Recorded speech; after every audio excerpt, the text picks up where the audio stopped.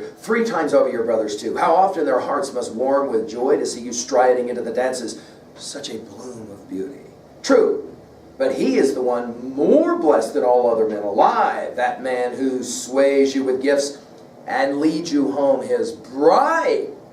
Odysseus, married to Penelope, is suggesting to the young girl, you would be a serious bride, right? Of course, he may be thinking about a bride for his young son Telemachus, and that would always have been an interesting way to finish the Odyssey. It doesn't finish this way. That, in fact, Odysseus and Alcyoneus would decide to join their 2 countries together through marriage. Not how it ends. Could be fun, though. Notice here, Odysseus is suggesting maybe he's the guy, right? I have never laid eyes on anyone like you, neither man nor woman. I look at you, and a sense of wonder takes me. Wait!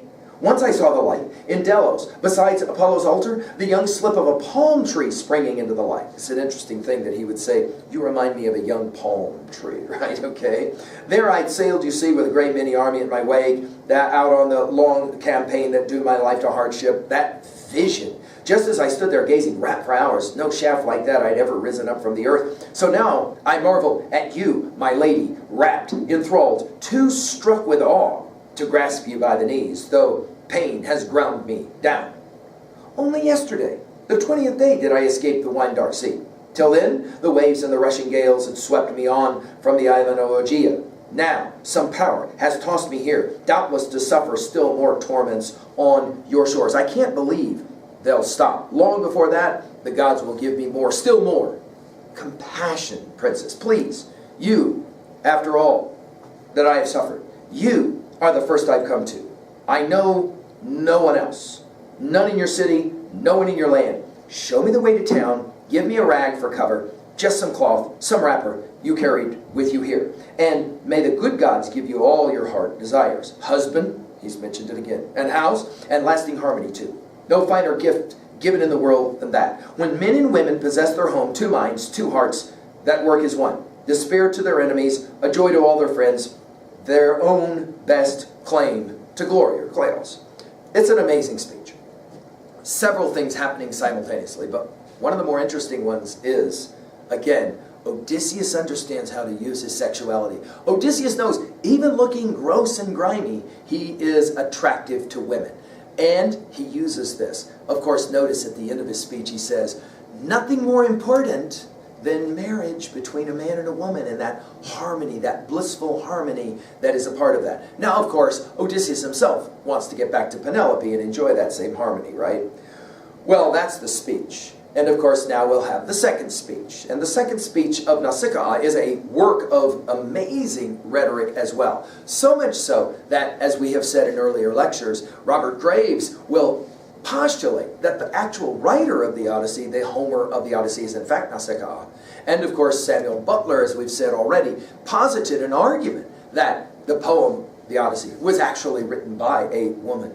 Well, here, how to respond. Stranger, the white-armed princess answered staunchly. Friend, you're hardly a wicked man, and no fool, I'd say. It's Olympian Zeus himself who hands our fortunes out to each of us in turn, to the good and the bad. We're back to Achilles at the end of the Iliad and the 2 vases or the 2 jars that Zeus owns, right? However, Zeus prefers.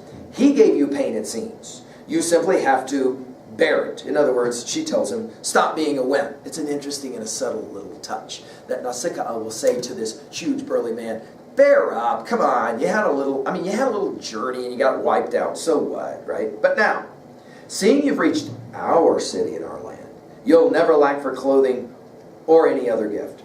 The right of worn-out supplicants come our way. There's irony here, of course, because the Phaeacians will help Odysseus, and for it they will pay dearly. We'll get to it later. I'll show you our town, tell you our people's name, Phaeacians we are, who hold this city and this land, and I am the daughter of generous King Alcyoneus. All our people's power stems from him. Why would Nausicaa want to point out the power of her daddy? Of course, she is already giving Odysseus every reason to think, maybe this is the girl I marry. She called out to her girls with lovely braids, stop, my friends. Why run when you see a man? Surely you don't think him an enemy, do you? The irony now of what she's about to say is remarkable. Read it. There's no one alive, at line 220. There's no one alive, there never will be one, who'd reach Phaeacian soil and lay it waste. The immortals love us far too much for that.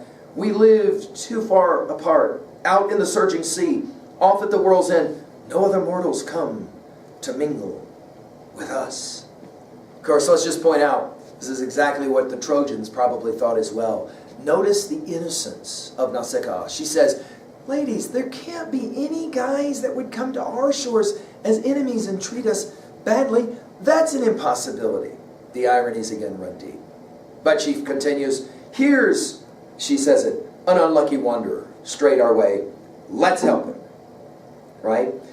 First thing first, though. Notice, first things first, the girls will tease each other. It's a great little lie at line 230. By the way, notice Nausicaa understands Xenia, or the Gestos relationship, right away. So the first thing is, let's get him bathed. Ladies, how about it? Now, we've already seen this before. In fact, remember, Nestor's own daughter will bathe Telemachus, right? Okay, so this is all part, it's understood to be so. However, interestingly, Odysseus wants to make sure that Nausicaa understands there is no interest that I have in you or any of these other girls. And so thoughtful Odysseus reassures the handmaids at line 240, stand where you are, dear girls, a good way off, so I can rinse the brine from my shoulders now and rub myself with oil. How long it's been since oil touched my skin. But I won't bathe in front of you. I would be embarrassed, start naked before young girls with lovely braids. Back to the choice observation that I don't want to in any way embarrass either myself or you. And we're told the handmaids scurried off to tell their mistress. And of course this is going to bode well for the way in which Nausicaa, will think about Odysseus. Of course, Athena has to play her role. And at lines 253 and following, Athena will change Odysseus to make him look stronger, younger, taller, all of those things. Let's put it in our notes. Athena plays this game a number of times with Odysseus, making him look one way and then another. Of course, at the end of the poem, this is going to play a powerful role for us, right? We continue. Athena made Odysseus taller in all eyes. His build more massive now, and down from his brow she ran his curls like thick hyacinth clusters full of blooms. When we get to our Milton, we'll play the same game of hair as being important. In Milton's description of Adam, and obviously he's thinking very much about these lines, right? We get a simile that's interesting. As a master craftsman washes gold over beaten silver, a man the god of fire and Queen Athena trained in every fine technique, and finishes off his latest effort, handsome work, so Athena lavished splendor over his head and shoulders now, and down to the beach he walked and set apart. It's interesting that he sits apart, glistening in his glory, breathtaking, and then the poet will say, yes, reminding us, of course, of James Joyce's Ulysses and the famous Molly passage of yes. And the princess gazed in wonder, then turned to her maids with lovely braided hair, and say, listen, my white-armed girls, to what I tell you. The gods of Olympus can't be all against this man who's come to mingle among our noble people. At first, he seemed appalling, I must say. Now, he seems like a god who rules the skies up there. Ah, if only a man like that were called my husband, lived right here, pleased to stay forever. Enough. Give the stranger food and drink, my girls. Now, some students have pointed out, are you serious? How is it possible we can have love at first sight like this? And of course, we will think about Romeo and Juliet as a classic example of how a guy or a girl can look at the other and say, oh yes, this is the one, right? Here, notice, already, she's very interested in thinking about this one being her husband, which fits well with what Athena said to her in her dream, and of course what she said to her father, right? So, after we've got the eating done, okay, and it's time to head back, we will have the second major speech. If the first is a remarkable work of rhetoric, so is the second. And so here we go. Nausicaa's speech to Odysseus, starting at line 280, it is a thing of wonder. Let's go ahead and enjoy it, shall we? Nausicaa urged Odysseus warmly in this way. Up with you now, my friend, and off to town we go. I'll send you into my wise father's palace where I promise you, you'll meet all the best Phaeacians. Wait. Let's do it this way. Notice again this continuation of this theme that women are always putting together the plan, and here is the plan. Much like Athena, who is kind of inventing it as she goes, now Nausicaa is thinking. You seem no fool to me, she compliments him. While we're passing along the fields and plowlands, you follow the mules and wagons, stepping briskly with all my maids. I'll lead the way myself. Notice Nausicaa is a girl in charge. This is fascinating because we do not see this in the Iliad, but here in the Odyssey, we definitely see it. We see it, of course, with Athena. We see it, obviously, with Penelope.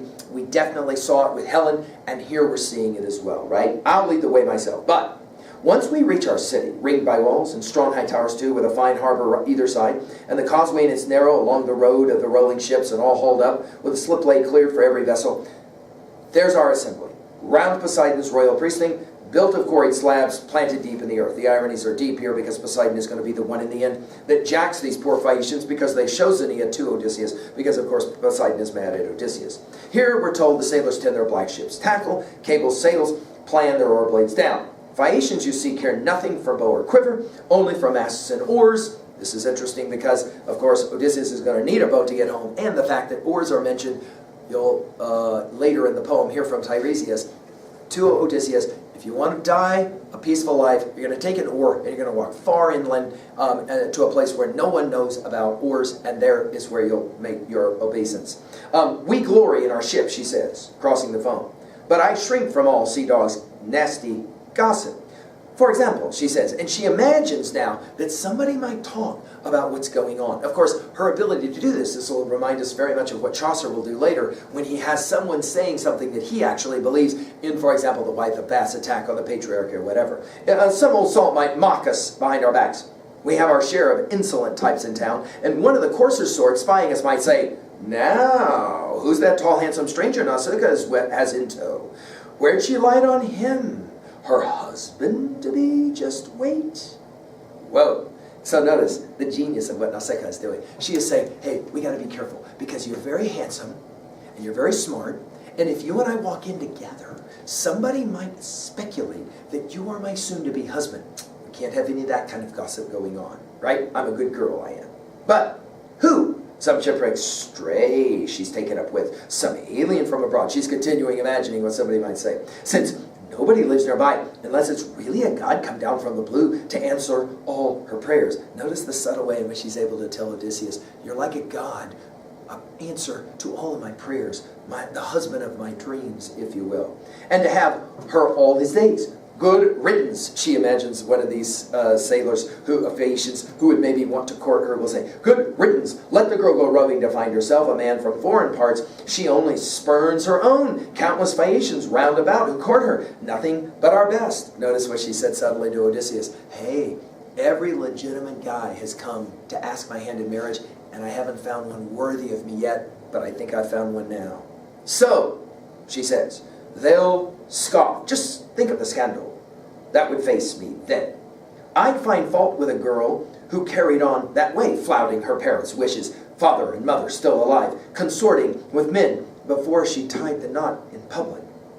No, stranger, listen closely to what I say, the sooner to win your swift voyage home at my father's hand. Notice this listen closer thing. She's clearly in charge, right? A woman here telling a man what to do. We have this all the way through the Odyssey, don't have it in the Iliad. And when women try to tell men what to do, like Andromache telling Hector in Book 6, he will in fact say, leave the fighting to the men. Okay. Now, of course, Telemachus said that to Penelope, but notice here, we're going to have Odysseus say, hey, whatever you wish, whatever you wish.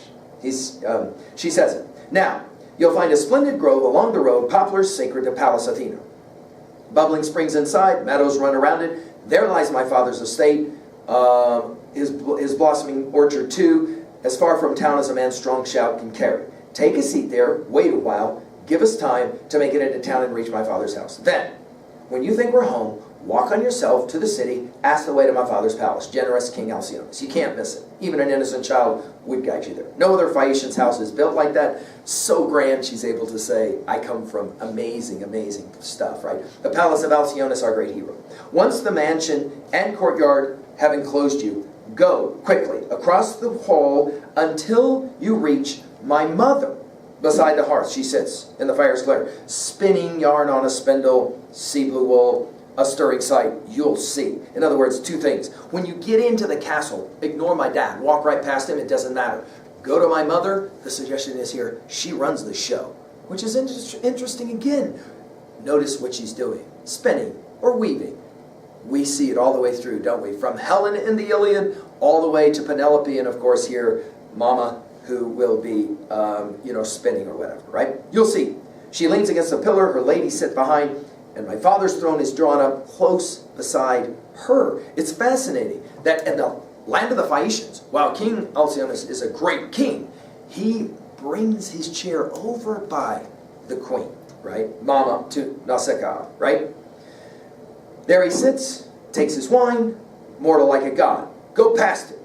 Grasp my mother's knees. So notice, you're going to supplicate in the way you thought about doing it with me, do it with my mother. In other words, get down on your knees, grab her knees, and supplicate. If you want to see the day of your return, rejoicing soon, even if your home's a world away, if only the queen will take you to her heart, then there's hope that you will see your loved ones reach your own grand house, your native land at last.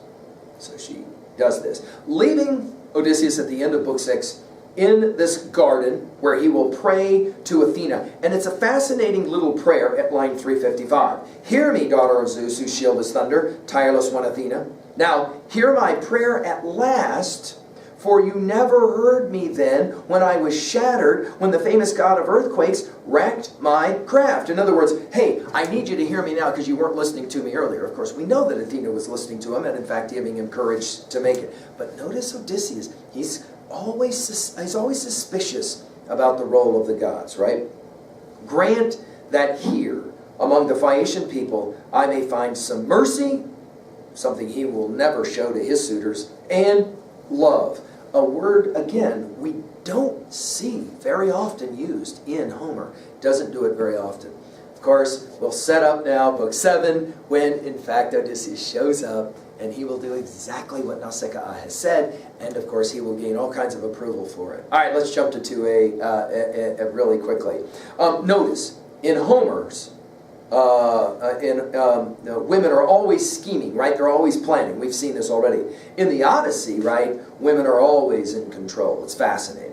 Odysseus is, in many ways, as we've said as well, the modern man. He's always between two choices, and of course Joyce will posit him as the one who is overtly conscientious of not embarrassing, not showing his privates. By the way, we think about this with Adam and Eve and the story of the Eden story. Once the forbidden fruit is eaten, we'll think about Milton and Paradise Lost as well as Genesis 3. They use fig leaves, of course, to cover their privates, right? Because of shame, we're told. Another major message here is sometimes to get what you want, think about this. This is fascinating. You need help. Even the great hero Odysseus can't get home without a young girl's help. Fascinating, right? At 2b, well, we got some symbols. Obviously, Nausicaa herself, the young daddy's girl. She's confident, she's assertive, right? The female Telemachus, we might say, right? They obviously would be a good match together, wouldn't they? The irony here is these two rhetorical speeches, they use language to get what the speaker wants, right? The speaker uses language to get what he or she wants. They both, notice the irony, are trying to work or manipulate the other with words. The question obviously is, does the other one figure it out? Does the other one know? Does Nausicaa, for example, know that Odysseus is kind of manipulating her? And of course, does Odysseus know that Nausicaa is in fact, right? Are they both capable of that kind of thing, right? We've said it already. We'll say it again. Odysseus is very much like Helen. We saw this in the Iliad. We certainly saw it even in the last couple of books when we met Helen, right, with Telemachus. They both know how to use sexuality to get what either one of them wants. And they're not afraid to do it, right? Odysseus has no problem with letting Nausicaa think he might be interested in marrying her as a young wife, right?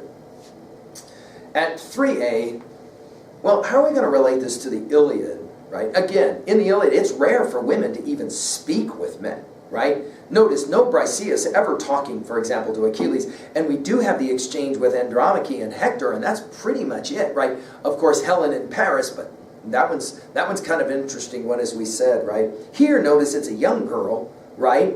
And, of course, from the Iliad, daddies and daughters obviously play a role. We already mentioned Agamemnon with sacrifice of his daughter Iphigenia. later the opportunity possibly of offering her up. We think of Priam and Cassandra briefly, right? We think of earlier in this poem, Menelaus and Hermione marrying off his daughter, right? What are some other texts for you at 3a? What are some other texts where a young girl has to help a hero? Think about that. This is the motif, right? It's set here for us. Any other examples that come to mind for you where young girls have to help a male hero, or the inverse, young boys have to help the female hero? What are some other texts where the hero wakes up for you and has all of a sudden disoriented, but then has to have a new adventure? Okay. The self-talk, let's put it in our notes again at 3a. This is the origination of Shakespeare's soliloquies. They are in large ways born here. Notice how rarely we have this kind of soliloquizing happening in the Iliad. A little bit with Achilles and his grieving over the death of Patroclus. We don't have this kind of thing happening. This poem is in many ways such a different poem from the poem of the Iliad, and yet brilliantly complementary, yes? Okay, let's finish at level 3b. How about this one? What was a time you had to help an older person, and therefore you had to kind of take charge?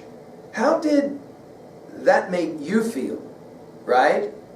Okay, so for example, student said the other day, Mom didn't know how to do something with the technology, and the student's instincts were, fine, I'll show it to you, but very quickly took over and said, do this, do this, do this, and then realized, oh, I'm the one in charge here all of a sudden. I'm giving the commands. How did that make that student feel? What was a time, think about this, what was a time when somebody younger than you had to help you, right? And he or she took over. And how humbling was that? And of course, here, notice Odysseus, the great Odysseus, the sacker of Troy. He has to have the help of a young girl, Nausicaa. And she says, listen to me, I'll tell you what to do. And he's got to go and do it. How's that? It's got to be kind of humbling, right? Anytime this happens to us. What was a time when you use language